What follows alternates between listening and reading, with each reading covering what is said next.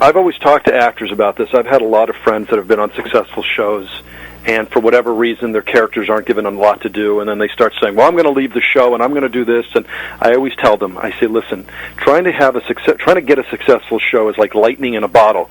Guy was lucky that he had 2 successful shows. That doesn't always happen. I said, I don't care if they're not utilizing you, collect your paycheck, invest your money, but don't ever walk away from a successful show. You just don't do it. And, of course, we've seen what happens when people do that. I think Guy stuck it out the best he could, and he said, hey, I'm going to, like you bring up in your book, he was an avid investor. He did very well. And, because essentially after Lost in Space, he turned his back on acting. He didn't really act anymore. And so obviously he was able to live on, what he had made from the money. It's like you look at an actor like Dana Andrews. When Dana Andrews died, Dana Andrews had been a working actor for 40 years.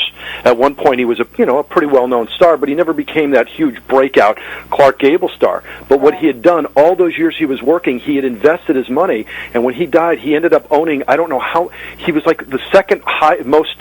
how did they say it? He had more per square footage of real estate in the valley than anybody. Oh my God! Yeah, so it's like we think of Dana Andrews doing later on in his life he was doing all this schlock, and I'm like, yeah, he's laughing all the way to the bank because he made more money from the stock market and from real estate, but what kept him was the a weekly paycheck. And again, Guy was he maybe wasn't doing a lot, but he was lucky enough to be getting a nice sized paycheck, so to live comfortably the rest of his life.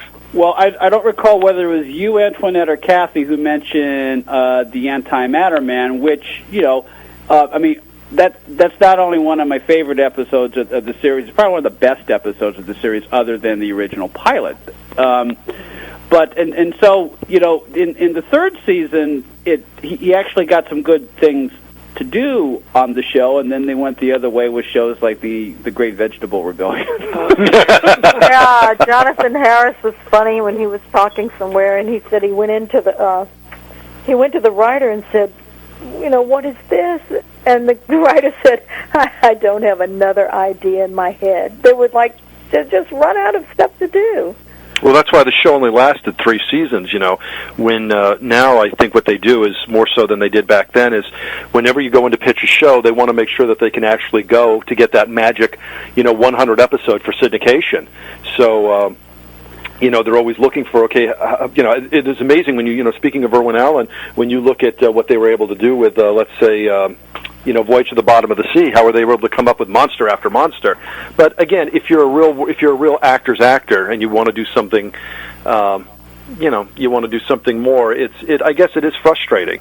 Well, I think at that time, Guy was looking out for his career. I think you're only as good as what you last did, and he wanted to have something good to show, and he was hoping the show would be better and he could be proud of it, looking to move on to something else, but it didn't work out that way. Well, I think if Guy were listening to this hour, Antoinette and Kathy, he would be proud of it because we're talking about him. And